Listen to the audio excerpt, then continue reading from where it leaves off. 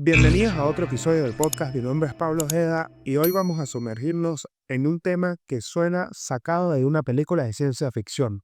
las biocomputadoras. ¿Qué son las biocomputadoras? ¿Se imagina un futuro donde un minicerebro cultivado en un laboratorio pueda utilizarse para procesar información como el cerebro humano? Bueno, de eso vamos a estar hablando hoy en este episodio del podcast, así que quédense hasta el final, suscríbanse al canal y activen las notificaciones para no perderse un episodio de Inteligencia Artificial.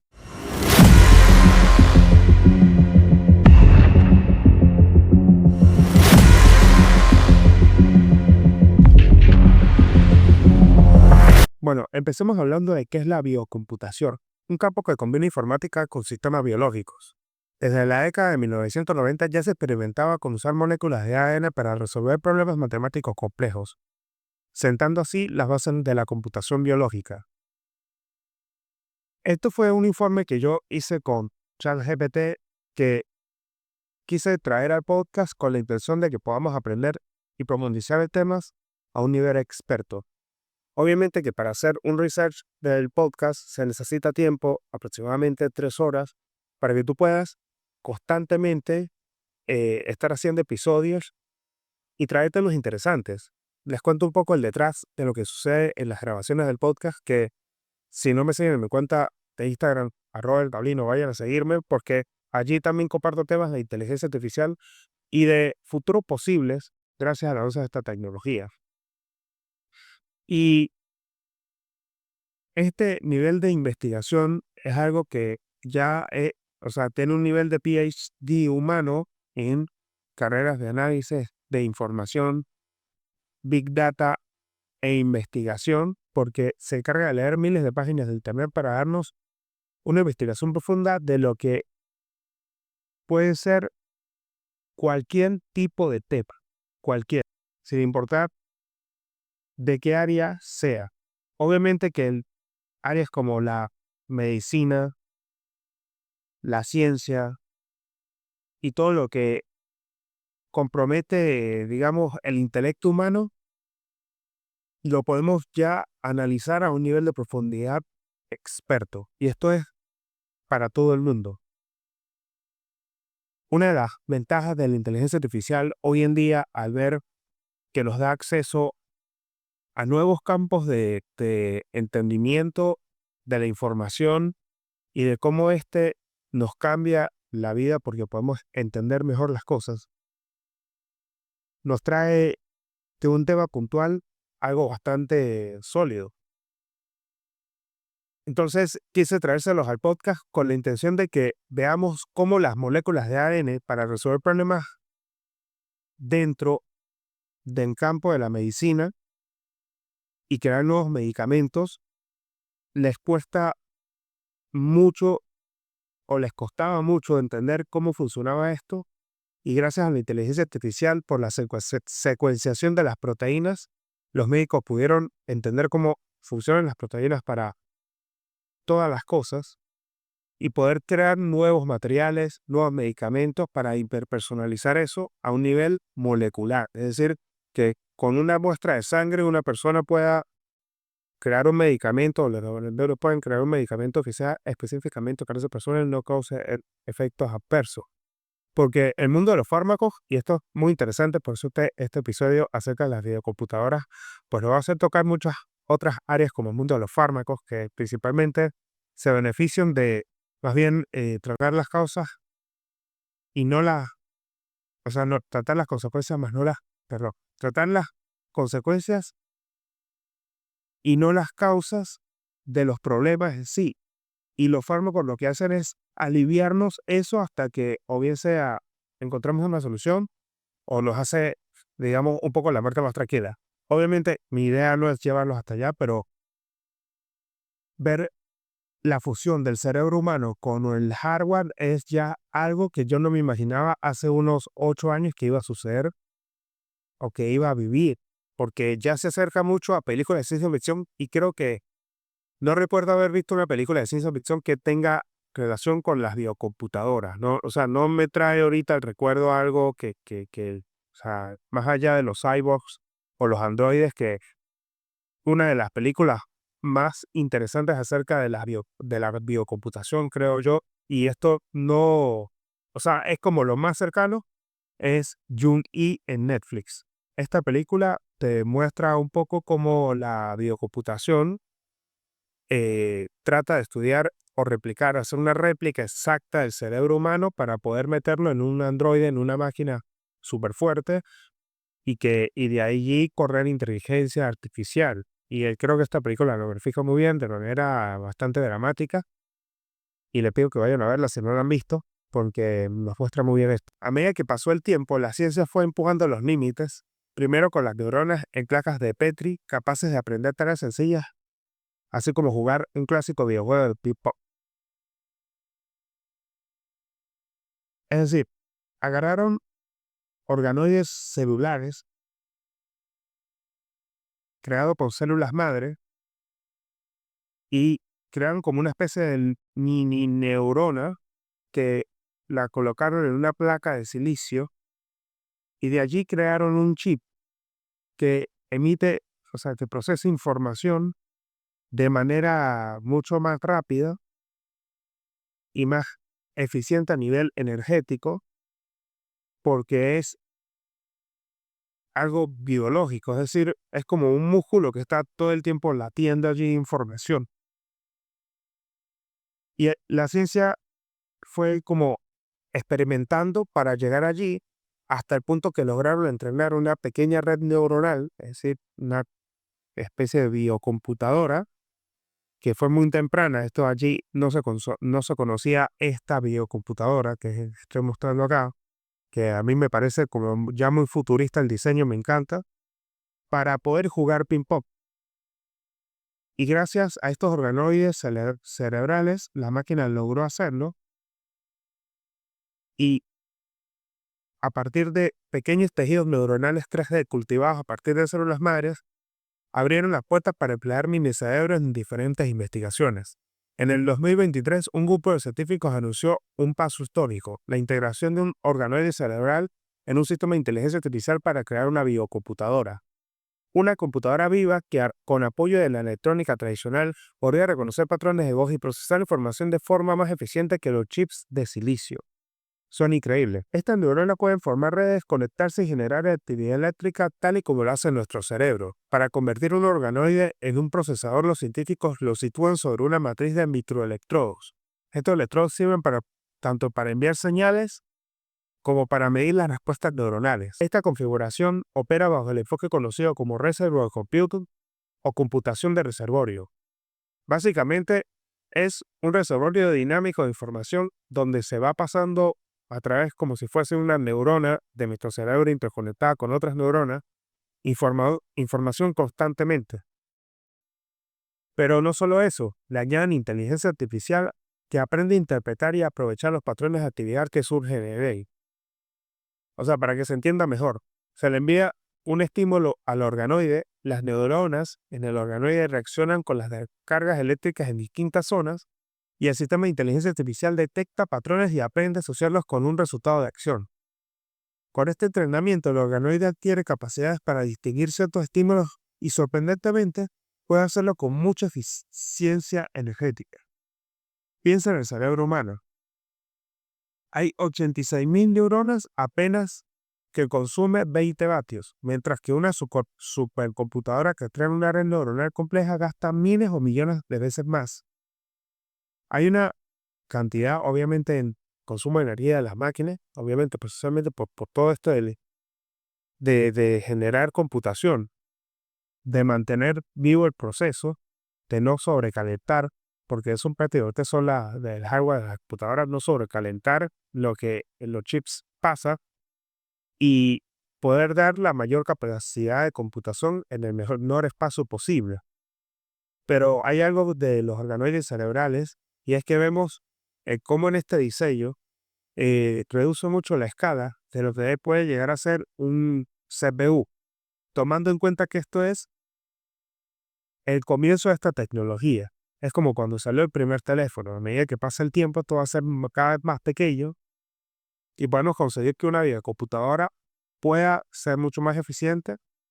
y mucho más pequeña que un hardware actual, que es una computadora de estas. Por lo general, la biocomputación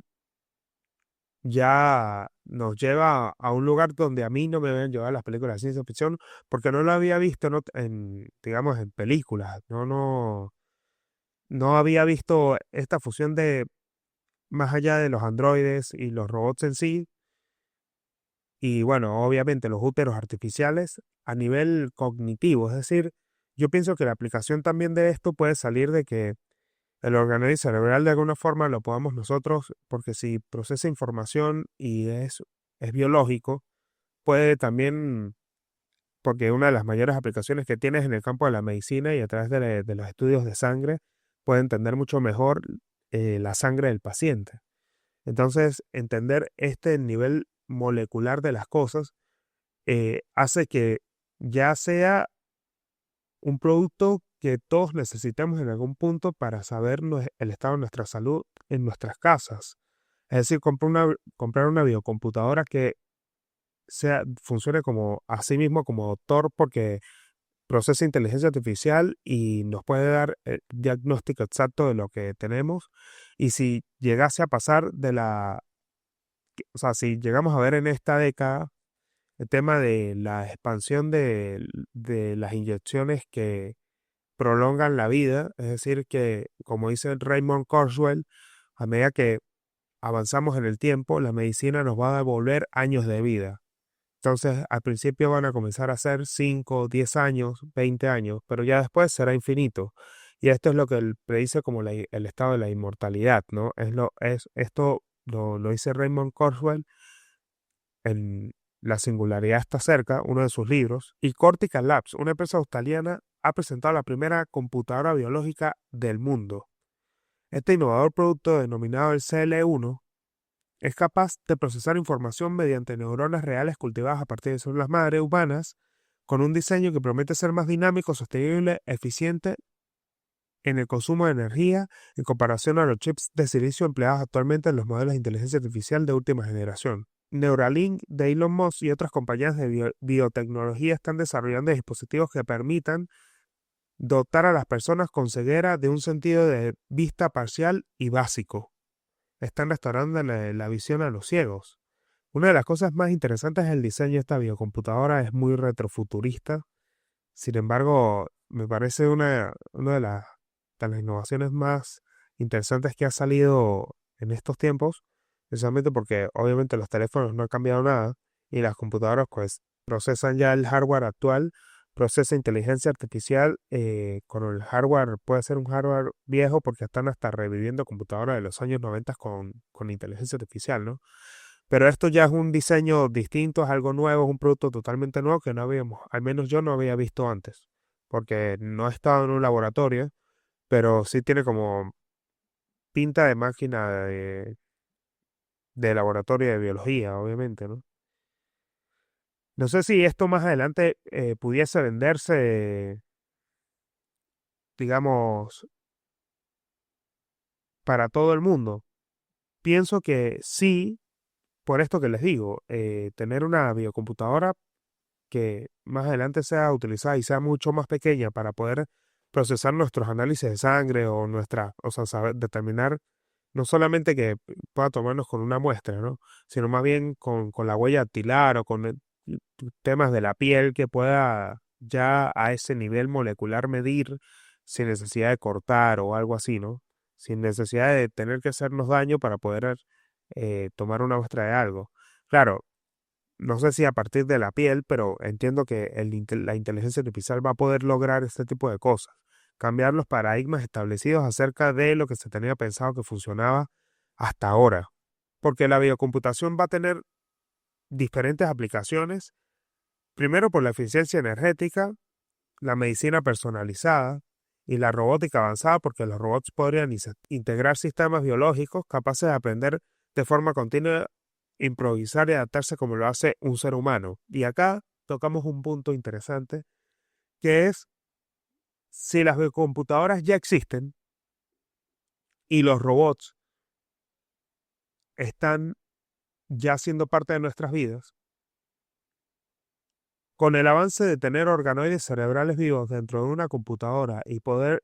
utilizarlos para dotar a un robot de células humanas, me hace pensar que es probable que los robots cercanos al 2080 puedan tener hijos. Esto es uno de los pensamientos que me lleva